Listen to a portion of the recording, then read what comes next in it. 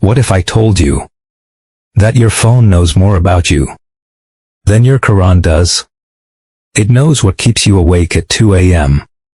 It knows what makes you laugh, what makes you cry, what you're searching for, what you're hiding.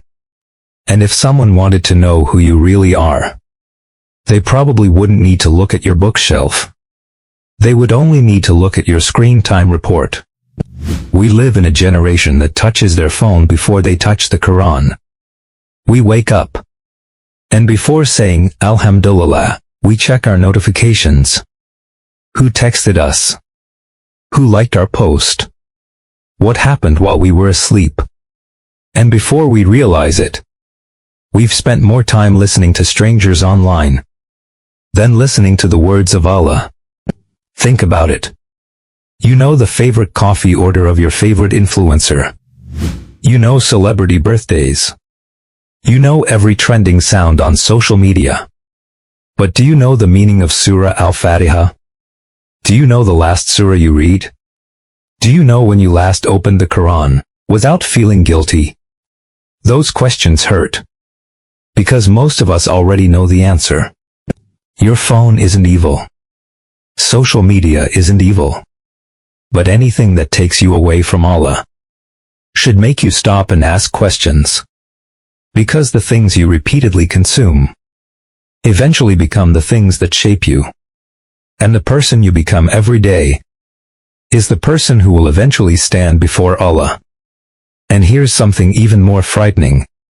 Most of us know exactly where our phone is at all times. We panic if we can't find it for 5 minutes.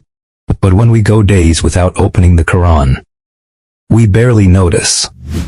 We've become a generation that feels anxious without Wi-Fi, but comfortable without revelation. We say we're too busy to read the Qur'an. Yet somehow, we always find time to scroll. 5 minutes becomes 50. And 50 becomes 5 years.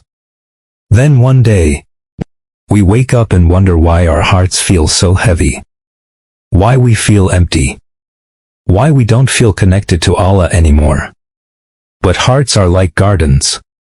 Whatever you feed them will grow. If you feed your heart with dunya all day, don't be surprised when it struggles to remember Allah at night. And if you feed it with the words of Allah, don't be surprised when you finally begin to feel at peace. Imagine if your phone could speak on the Day of Judgment. Imagine it saying, "They spent 6 hours scrolling. They opened me 100 times today. They knew every notification. But they only opened the Qur'an once this week." That's a frightening thought. Because one day, your phone will stop charging, its battery will die, its screen will go black, and someone else will own it. But the time you spent on it will remain written with Allah. This isn't a reminder to throw your phone away.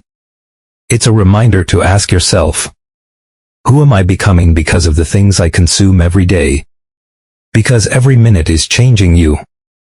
Every video, every post, every conversation, it's all shaping your heart.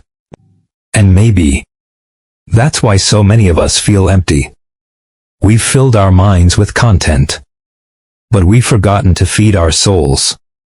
We've spent years connected to the world, while slowly disconnecting from Allah. Ending. So tomorrow morning, before you reach for your phone, take a moment. Say Alhamdulillah. Open the Qur'an, even if it's just one verse. Because one day, your screen time won't matter. Your followers won't matter. Your notifications won't matter. The only thing that will matter is the relationship you built with the one who created you. And perhaps the scariest question of all is this. If your phone knows everything about you, would your Qur'an recognize you? Assalamu alaikum wa rahmatullahi wa barakatuh.